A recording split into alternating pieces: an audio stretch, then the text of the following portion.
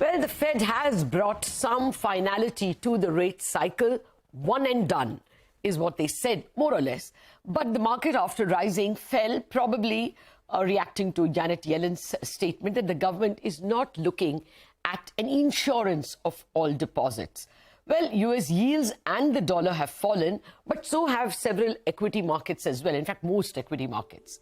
To parse the Fed's moves, I have with me two experts, undoubted experts, Peter Cardillo, the chief market economist at Spartan Capital Securities, and Geoffrey Dennis, the emerging markets commentator a long-standing emerging markets commentator. Gentlemen, I'm deeply grateful that you all have stayed up for us this late in the day for you.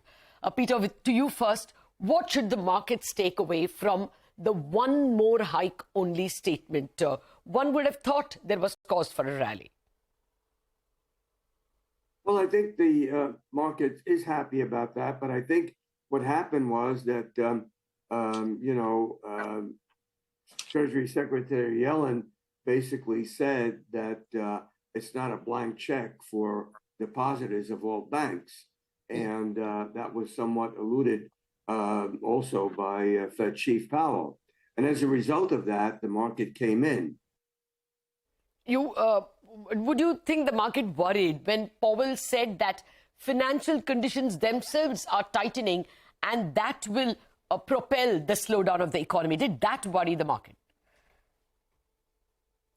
Yes, they said that they're going to be data dependent, and basically they hinted to the fact that a terminal rate is not that far away. That is the end of the tightening cycle. And of course, I think the biggest factor here is that Mr. Powell also alluded to the fact that the economy is weakening, and it's hard to tell whether or not we're going to recession, despite the fact that he said that a soft landing is still possible. Oh, yeah. I'll come back to you on the recession question. Let me invite Geoffrey Dennis as well. Geoffrey, pleasure having you with you once again after quite some time. Now, do you think the Fed has cracked the dilemma, reassured markets on inflation and on financial stability? No, I'm not sure they have today, frankly. I think, obviously, what they're trying to do is to reassure markets that they are going to get on top of inflation, which, by the way, is falling anyway.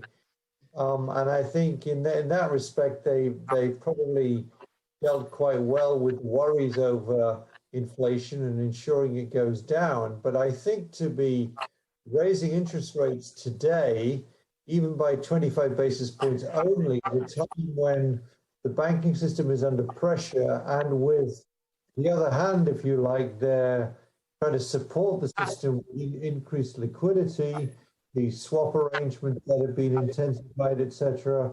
And with all the pressure there is on the banking system, I think it was a slightly strange decision they made today. It is, however, hard in one policy meeting to do both the things that you mentioned, to reassure the system, the market about the stability of the banking system, at the same time reassure inflation. I would like to have seen a bit more effort to reassure everyone about the stability of the banking system. So, Jeff, you don't think the market was more rattled by Yellen's statement that they are not thinking of blanket deposit insurance, like Peter referred to? No, I mean, that may well be the case. I don't know how preordained that comment was from Janet Yellen. That clearly played a role in the sell-off that we had later in the day, and it's a surprise because I think there was this sense developing that the FDIC would begin to backstop all deposits down the road. But at the end of the day, you still have a dilemma here between stabilizing the banking system and continuing to push interest rates up on the idea that will continue to bring inflation down. The banking system crisis we've had in the last 10 days, 2 weeks, has tightened monetary conditions significantly. I think at the margin it has increased the risk of recession in the next, shall we say, 3 to 9 months. And therefore, with inflation falling anyway, with wage inflation reasonably under control, I don't think the Fed needed to raise rates today. What they could have done today is hold the rate. We're supporting the banking system, but if the inflation story continues to, if the inflation story deteriorates again, we will have no hesitation about going back to raising interest rates again. It's hard to marry those together at the same time. Okay. Okay, now let me toss that to Peter. Peter, do you agree? Do you also see a recession in the US before the year is out? Yes, I think we're headed for recession.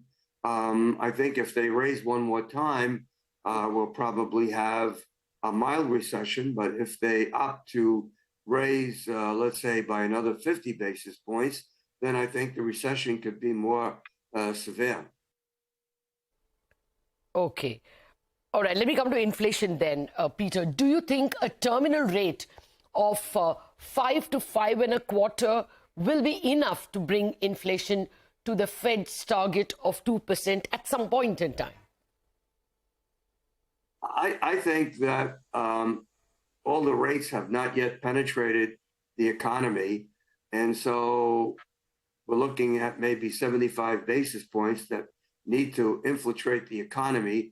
And once that happens, I think inflation will come down rather rapidly.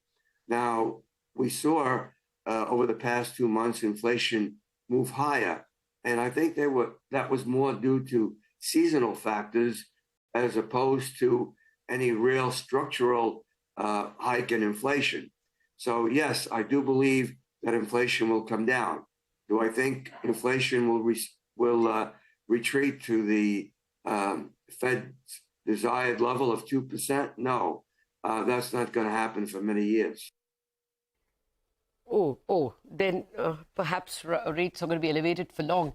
Okay, that apart, Peter, what are the chances of a trading rally or a tactical rally in equities now? Because there is a bit of certainty on the terminal rate.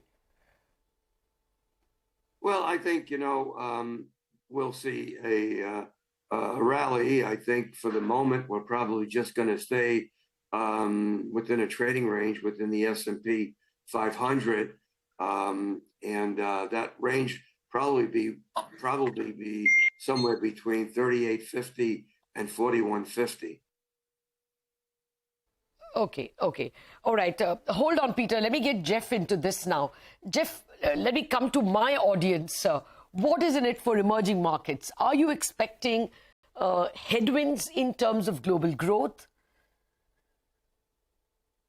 I think what today's action has done is made the outlook for emerging markets a little bit more uncertain in the very short term. Let me just say this. I think the market action today, bonds up, equities down, and dollar down as well, which is a little bit odd. It wasn't a classic flight to quality, which would have meant the bonds were higher and the dollar was higher, is telling you, I think the markets themselves do worry a little bit more about recession than they did 48 hours ago. Now, obviously, as you and I have discussed before, the dollar is very good for emerging markets because it sucks money out towards higher interest rate economies, more if you like. And so that is helpful at the margin. But I've been very bullish about EM equities this year, and I still am bullish. But I think this whole events here in the last 10 to 14 days and the Fed's response today makes us a little bit more of an uncertainty in the short term. But I'm still tending to recommend to people to buy the dip here because I think the dollar is going to go lower. But I think everything's been made a little bit more complex and uncertain in the short term by the events of today. Oh, yes, that they have. But you said you will buy the dip in emerging markets. Where does India figure in your list of EMs, especially vis-a-vis China? I mean, do you see Indian equities as second to China? And basically, how do you see Indian equities perform this year, per se, in absolute terms? Yeah, I mean, I would certainly rank it no lower than second. I mean, I don't tend to do a ranking as such. I just tend to list the markets I like. But given that India, year to date in dollars is down 8%, and the asset class as a whole is pretty much flat. China's pretty much flat. I think there's every reason to believe India could well outperform China from here.